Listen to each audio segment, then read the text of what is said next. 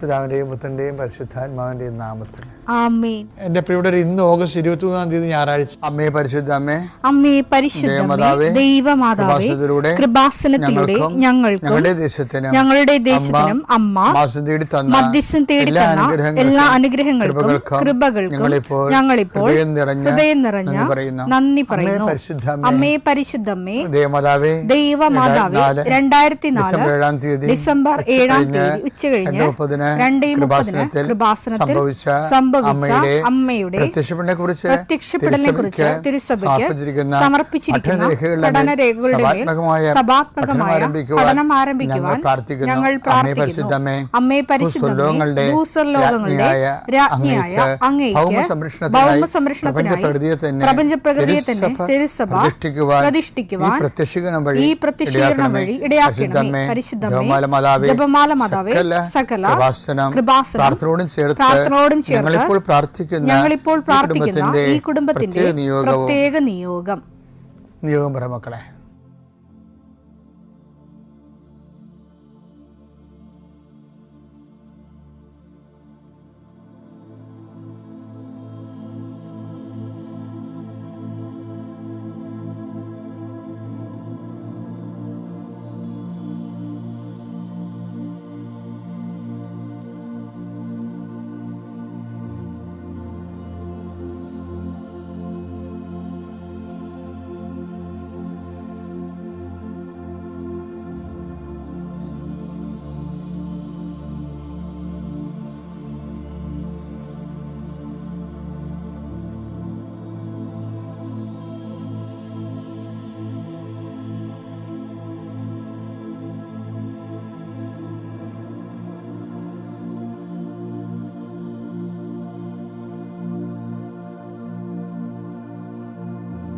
അമ്മയുടെ പ്രത്യക്ഷീകരണത്തിന്റെ ഈ അനുഗ്രഹവേളയിൽ ഞങ്ങൾക്ക് സാധിച്ചു തരുവാൻ കനിയണമേ. ആമേൻ. വിശ്വാസ പ്രമാണം.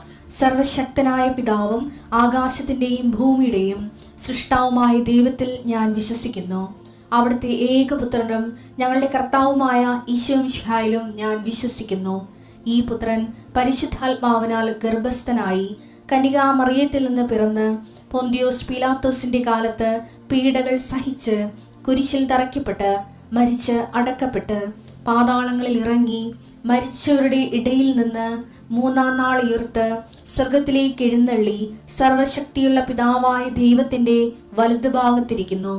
അവിടെ നിന്ന് ജീവിക്കുന്നവരെയും മരിച്ചവരെയും വിധിക്കുവാൻ വരുമെന്നും ഞാൻ വിശ്വസിക്കുന്നു. പരിശുദ്ധാത്മാവിലും ഞാൻ വിശ്വസിക്കുന്നു. വിശുദ്ധ കത്തോലിക്കാ സഭയിലും പുണ്യവാന്മാരുടെ ഐക്യത്തിലും പാപങ്ങളുടെ മോചനത്തിലും ശരീരത്തിന്റെ ഉയർപ്പിലും നിത്യമായ ജീവിതത്തിലും ഞാൻ വിശ്വസിക്കുന്നു. ആമേൻ. സുഖസ്ഥനായ ഞങ്ങളുടെ പിതാവേ, അങ്ങയുടെ നാമം പൂജിതമാകണമേ. അങ്ങയുടെ രാജ്യം വരണമേ. അങ്ങയുടെ തിരുമനസ് സ്വർഗത്തിലെ പോലെ ഭൂമിയിലും ആകണമേ. അന്നു വേണ്ടുന്ന ആഹാരം ഇന്ന് ഞങ്ങൾക്ക് തരണമേ. ഞങ്ങളോട് തെറ്റ് ചെയ്യുന്നവരോട് ഞങ്ങൾ ക്ഷമിക്കുന്നത് പോലെ ഞങ്ങളുടെ തെറ്റുകൾ ഞങ്ങളോടും ക്ഷമിക്കണമേ. ഞങ്ങളെ പ്രലോഭനത്തിൽ ഉൾപ്പെടുത്തരുതേ, തിന്മയിൽ ഞങ്ങൾ രക്ഷിക്കണമേ. ആമേൻ. നന്മ നിറഞ്ഞ മറിയമേ, സ്വസ്തി. കർത്താവ് അങ്ങയുടെ കൂടെ സ്ത്രീകളിൽ അങ്ങ് അനുഗ്രഹിക്കപ്പെട്ടവളാകുന്നു. അങ്ങയുടെ ഉദരത്തിൻ ഫലമായി ഈശോ അനുഗ്രഹിക്കപ്പെട്ടവനാകുന്നു. പരിശുദ്ധ മറിയമേ, തമ്പുരാന്റെ അമ്മേ, പാപികളായ ഞങ്ങൾക്ക് വേണ്ടി ഇപ്പോഴും ഞങ്ങളുടെ മരണസമയത്തും തമ്പുരാനോട് അപേക്ഷിക്കണമേ. കർത്താവേ, നിന്റെ ഉന്നതമായ നാമത്തിന് സ്തോത്രം ചെയ്യുന്നു. കർത്താവേ, നിന്റെ വിശുദ്ധ പൗരോഹിത്യത്തെ മഹത്വപ്പെടുത്തണമേ. കർത്താവേ, സഭയിലുള്ള സാന്നിധ്യം പ്രകടമാക്കണമേ. 40 വർഷം ഞാൻ അർപ്പിച്ച കുർബാനയുടെ യോഗ്യതയാണ്. കുമാസാൽത്താരെ ജീവനോടെ പ്രത്യക്ഷപ്പെട്ട പരിശുദ്ധമ്മയുടെ പ്രത്യക്ഷീകരണത്തിന് സ്ഥിരീകരണത്തിനായി അങ്ങയുടെ മക്കൾ ഇന്ന് അഭിമുഖിക്കുന്ന എല്ലാ വിഷയത്തിൻ്റെ മേലും സഞ്ചാരി മാതാവി സമയത്തിൻ്റെ അധികാരി അമ്മയുടെ പ്രത്യേകമായ സാന്നിധ്യം ഉണ്ടായിക്കൊണ്ട്, കർത്താവേ, ഞങ്ങളുടെ കഴിവ് കൊണ്ടല്ല, അങ്ങയുടെ കൃപ കൊണ്ടാണ്. അങ്ങയുടെ മക്കൾ എവിടെയെല്ലാം യാത്ര ചെല്ലുന്നുവോ, ഏതെല്ലാം പരീക്ഷ എഴുതുന്നുവോ, ഏതെല്ലാം പക്ഷേ റിസൾട്ട് കാത്തിരിക്കുന്നുവോ, ഓരോ വിഷയത്തിന് മനസ്സും എന്ത് നേറിക്കൊണ്ട് കാത്തിരിക്കുന്ന സഹായം പ്രതീക്ഷിക്കുന്ന ഓരോ സ്ഥലങ്ങളെയും കർത്താവേ, അത് നഷ്ടപ്പെട്ടു പോകാതെ അവർക്ക് കിട്ടാനും അവർക്ക് അനുഭവവേദ്യമാക്കാനും കർത്താവെ സഹായിക്കണമേ എന്ന് പ്രാർത്ഥിക്കുന്നു. നഷ്ടപ്പെട്ടു പോകുന്ന സ്ഥലങ്ങൾ, നഷ്ടപ്പെട്ടു പോകുന്ന ബന്ധങ്ങൾ, നഷ്ടപ്പെട്ടു പോകുന്ന കരാറുകൾ ഇങ്ങനെ നഷ്ടപ്പെട്ടു പോകാൻ സാധ്യതയുള്ള എല്ലാം കർത്താവിൻ്റെ നാമത്തിൽ ബന്ധിക്കുന്നു.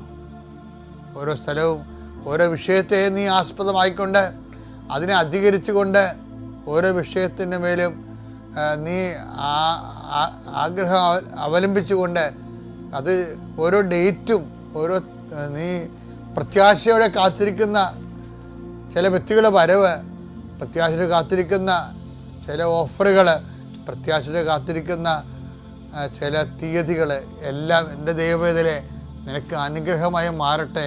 അതിനെതിരെ വരുന്ന എല്ലാ തിന്മയുടെ ശക്തികളെയും ഈശോയുടെ നാമത്തിൽ ഞാൻ ബന്ധിച്ചു കർത്താവിനെ കാൽക്കീഴിലാക്കുന്നു. കർത്താവെ, രോഗികൾ, പീഡിതര്, കുടുംബസമാധാനം ഇല്ലാത്തവര്, വിദേശ യാത്ര ചെയ്യുന്നവര്, കർത്താവെ അവരെല്ലാം നീ ആശീർവദിക്കണമെന്ന് പ്രാർത്ഥിക്കുന്നു. എൻ്റെ കർത്താവിൻ്റെ ഉന്നതമായ നാമത്തിൽ സഭയുടെ അധികാരത്തിൽ കുരിശിൻ്റെ അടയാളത്തിൽ ഉപരി പഠനത്തിന് വേണ്ടി ചിന്തിക്കുന്നവരും ആലോചിക്കുന്നവരും അതിനുവേണ്ടി പരിശ്രമിക്കുന്നവരും അവരുടെ കഴിവിനേക്കാൾ ഒരു ദൈവത്തിൻ്റെ കൃപയാൽ അവർ ചെന്നെത്തേണ്ട ഇടത്ത് അവരെ എത്തിക്കാൻ വേണ്ടി പരിശുദ്ധമ്മ ദൈവമാതാവിൻ്റെ മധ്യസ്ഥ പ്രാർത്ഥിക്കുന്നു. നിത്യപിതാവും പുത്രനും പരിശുദ്ധാത്മാവായ സർവേശ്വരൻ നീക്കുവാൻ. എൻ്റെ പ്രിയപ്പെട്ടവർ, നമ്മൾ ഹെബ്രായർ 4:16 അനുസരിച്ചുകൊണ്ട് വേണ്ട സമയത്ത് കരുണയും കൃപാവരവും ലഭിക്കാൻ കൃപയുടെ സിംഹാസനമാകുന്ന വാഗ്ദാന പേടകത്തെ ക്രിസ്തുവിനെ സമീപിക്കുക. അപ്പോൾ ക്രിസ്തുവിനെ എങ്ങനെ സമീപിക്കാം? അതിനുള്ള യോഗ്യത, ആ യോഗ്യത, ഒന്നാമത്തെ യോഗ്യത നമ്മൾ വിശ്വാസമായിട്ട് കണ്ടു, രണ്ടാമത്തെ വിശുദ്ധിയായിട്ട് കണ്ടു, മൂന്നാം ദിവസം നമ്മൾ മാനസാന്തരമായിട്ട് കണ്ടു, നാലാം ദിവസം വിനയമായിട്ട് കണ്ടു, അഞ്ചാം ദിവസം ഉപദേശം മുറുകെ പിടിക്കുക വചനമായിട്ട് കണ്ടു, ആറാം ദിവസം പ്രാർത്ഥന യോഗ്യതയായിട്ട് കണ്ടു. ഇനി ഏഴാം ദിവസം അനുസരണയോടെ ജീവിക്കുക. അതാണ് അനുസരണയാണ് യോഗ്യത. യാക്കോബ് 1:22 നിങ്ങൾ വചനം കേൾക്കുക മാത്രം ചെയ്യുന്ന ആത്മവഞ്ചകരാകാതെ അത് അനുവർത്തിക്കുന്നവരും ആയിരിക്കുവിൻ. വിശ്വാസത്തിന് അനുസരണ എന്നും പറഞ്ഞൊരു തത്സമവാക്യമുണ്ട്. നാം വിശ്വസിക്കണം എന്ന് വെച്ചതിൻ്റെ അർത്ഥം വചനം അനുസരിക്കുന്നതിൻ്റെ അർത്ഥം. അടുത്ത വചനം ഒന്ന് വായിച്ചേ, 1:21 വായിച്ചേ. വചനം കേൾക്കുകയും അത് അനുവർത്തിക്കാതിരിക്കുകയും ചെയ്യുന്നവര് തന്റെ മുഖം കണ്ണാടിയിൽ കാണുന്ന മനുഷ്യന് സദൃശനാണ്. അവൻ തന്നെ തന്നെ നോക്കിയിട്ട് കടന്നു പോകുന്നു. താൻ എങ്ങനെ ഇരിക്കുന്നുവെന്ന് ഉടൻ തന്നെ വിസ്മരിക്കുകയും ചെയ്യുന്നു. എന്തൊരു ആഴമായ പ്രബോധനമാണെന്ന് നോക്കിയേ. അതായത് കണ്ണാടി എടുത്ത് നോക്കുന്നു, അപ്പം അവൻ്റെ ഇവിടെയും കണ്ടൊരു കുരുവുണ്ട്. ഇത് മരണമല്ല എന്ന് ഞാൻ പോകും, പിന്നെ അത് മറന്നു പോകും. പിന്നെ പിറ്റേ ദിവസം കണ്ണാടി നോക്കുമ്പോൾ ആ കുരുവോട് ഇരിപ്പുണ്ടാവും. ഏതായാലും അവൻ കണ്ണാടി തല്ലിപ്പൊട്ടി കഴിഞ്ഞ ഭാഗ്യം. ഞാൻ ഈ ദിവസങ്ങളിലേ ഒരു അണലി ഈ രണ്ട് കൊമ്പൊക്കെ തലയെ വെച്ചിരിക്കുന്ന ഒരു അണലിയില്ലേ, അണലി എടുത്ത് കൊണ്ടുവന്ന് ഒരുത്തനൊരു കണ്ണാടി വെച്ച്. അപ്പോൾ ഞാനും നോക്കി കണ്ണാടിയിട്ടാണ് അണലി കണ്ണാടി നോക്കുമ്പോൾ എന്ത് ചെയ്യുമെന്ന്. അണലിപ്പാമ്പ് കണ്ണാടിയായിട്ട് ഇങ്ങനെ നോക്കിയപ്പോൾ അപ്പോൾ ഞാനൊരുക്കും അതിൻ്റെ ഇണയായിരിക്കുമല്ലോ അതിൻ്റെ അകത്തുള്ള, ചിലപ്പോൾ ഇതിനൊരു സ്നേഹം തോന്നുന്നു. എവിടെയായിട്ട് ആ പണ്ടര ഒറ്റ കൊത്ത് കണ്ണാടി ചിഹ്നവിനായിപ്പോയി.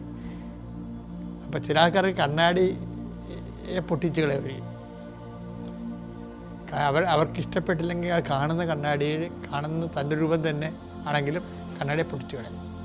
അങ്ങനെ ചെയ്യുന്നവരുണ്ട്. വെച്ച് കഴിഞ്ഞാൽ അതല്ലേ നമ്മൾ സഭയെയും ദൈവത്തെയും ഒക്കെ വചനത്തെയും ഒക്കെ എതിർക്കുന്നവർ ചെയ്യണത് എന്താണ്? കണ്ണാടി പൊട്ടിക്കലാണ്.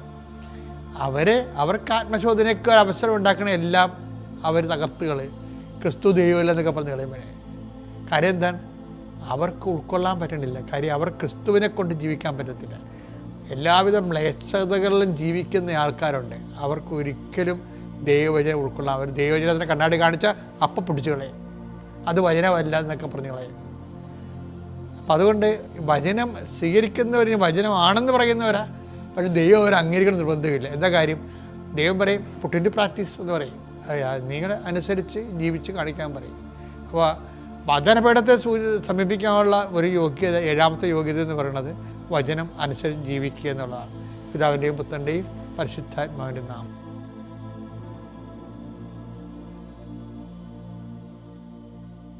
അത്യപൂർവ ദൈവാനുഭവങ്ങൾ ഇനി നിങ്ങൾക്കും സ്വന്തം. ഈ യൂട്യൂബ് ചാനൽ ഇതുവരെ സബ്സ്ക്രൈബ് ചെയ്തിട്ടില്ലെങ്കിൽ ഇപ്പോൾ തന്നെ സബ്സ്ക്രൈബ് ചെയ്യുക. ഈ വീഡിയോ ഇപ്പോൾ തന്നെ നിങ്ങളുടെ സുഹൃത്തുക്കൾക്ക് ഷെയർ ചെയ്തുകൊണ്ട് കർത്താവിൻ്റെ പ്രേക്ഷിതരാകുക.